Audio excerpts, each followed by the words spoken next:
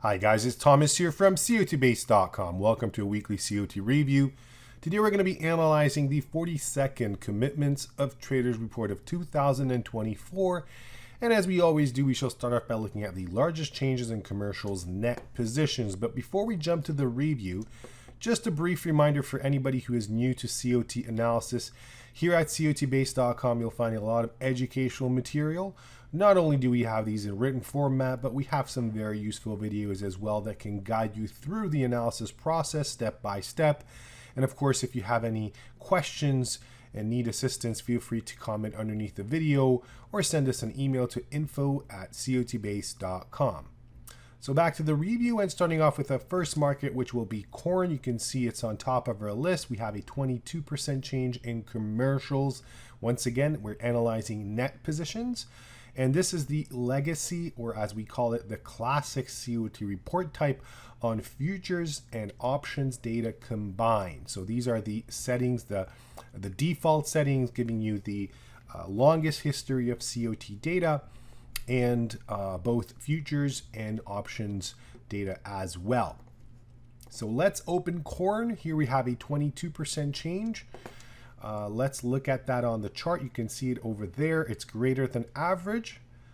You can just visually see that it is definitely a greater than average change size. I wouldn't say top 5, maybe not even top 10, but greater than average, suggesting some strengthening in the next few days.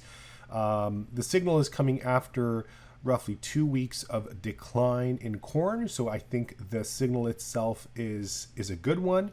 I like to see COT change signals coming at a point in time when the market is trending in one direction and the signal is pointing in the opposite direction. So we'll see how the market reacts. But moving to a 5-year chart gives us the chance to examine stress levels in this market. Let's see whether or not we have a COT Extreme. And overall, if you take the horizontal line here, starting with the commercials, but of course we can look at large speculators as well, I'd say it's relatively clear that we are in more of a bullish COT Extreme zone, although moving away from the most bullish extremes that we have witnessed on this 5-year chart. I'd say the one from July was a significant bullish COT Extreme, but as you can see, the market was not able to really act upon that stress signal. So corn could not really catch momentum, and we did not see significant rise. So I could easily imagine in the next couple of weeks, month ahead of us, possibly seeing corn traders once again shifting their positions so that, let's say, commercials go back to this net long, roughly 300,000 contracts level. Large speculators may go back to 250 net short. We'll see, but that's the case in corn right now. Moving to our next market, soybean meal, 20% change over here. Let's see what that shows on the 1-year chart. Here we go. Again, bullish COT change signal, a change that is larger than average. And moving to a 5-year chart, we can see that there's really not much of an extreme to talk about. The net positions of commercials is roughly in between the most bullish and most bearish extreme levels. But once again, as I've talked about soybean markets in the past before, the most bearish COT Extreme from March of 2023 and the most bullish from March of 2024 show us a great example of how successful these COT Extreme signals can be. The next market is a currency, the Canadian dollar, with an 18% change in commercials net positions. Once again, a bullish change signal that is larger than average and coming when the Canadian dollar, is losing value against the US dollar. Switching to a 5-year chart, you can see that the Canadian dollar was in a very significant bullish COT Extreme territory back over here in the end of July. However, after a couple of months of strengthening the dollar, the Canadian dollar has came back down once again. So we're not surprised to see traders shifting accordingly. We may just see the Canadian dollar continue its decline as traders once again widen their positions and commercials start increasing their net longs to roughly 200,000 contracts, large speculators back to 200,000 contracts net short, basically to those levels. We will see, but it may just happen that we see the Canadian dollar continue or go back to a more rising perspective, which would of course suggest that traders might continue decreasing their net long in case of commercials or net short in case of large speculators positions. Moving on to large speculators COT extreme analysis, we've got the dollar index on top of our list with 173 report extreme. This of course is a bullish COT extreme level.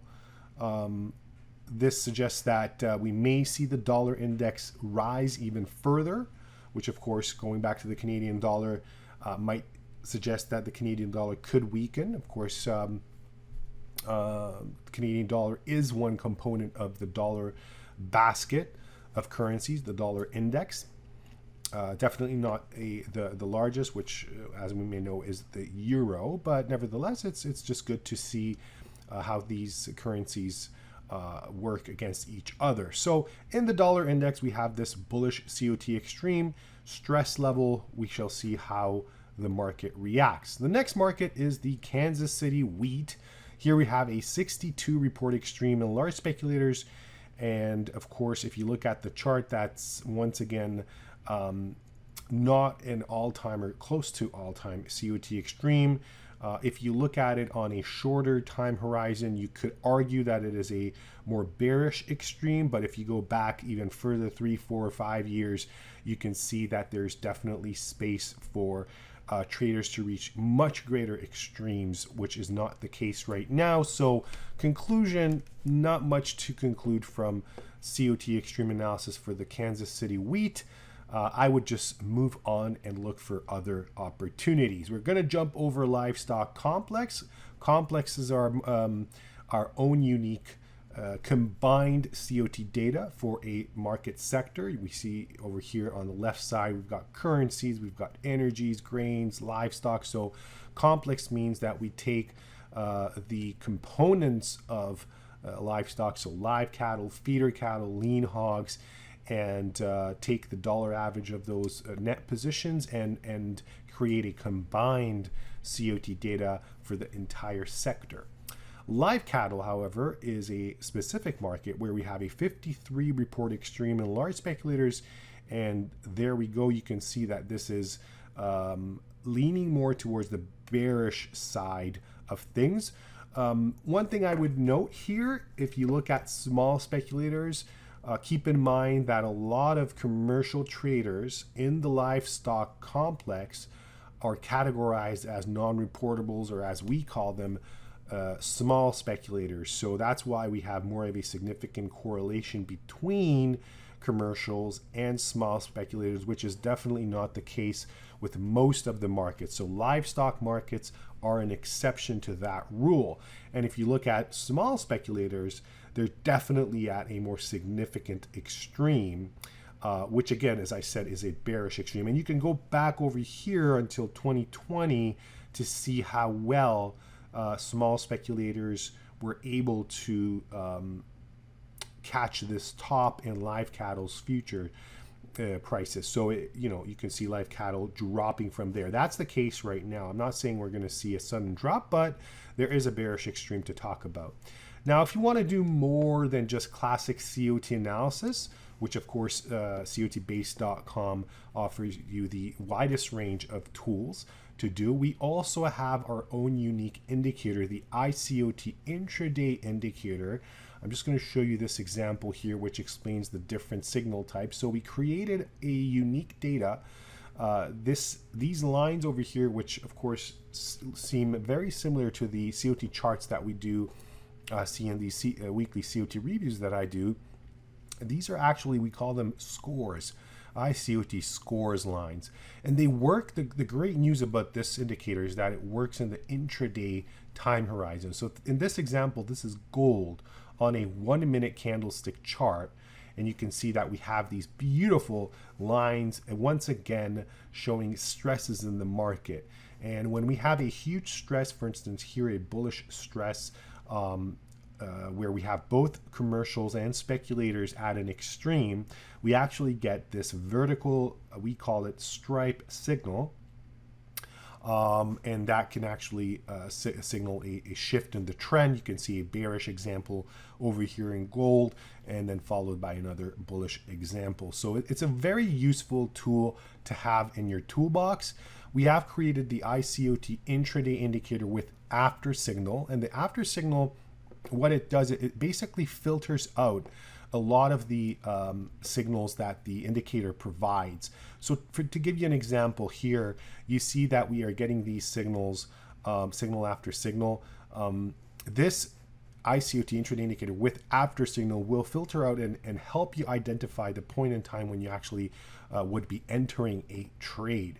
There are a bunch of different settings, and we have a lot of videos out there that can guide you how to use this indicator. This is a very unique indicator, a very unique way of analyzing markets.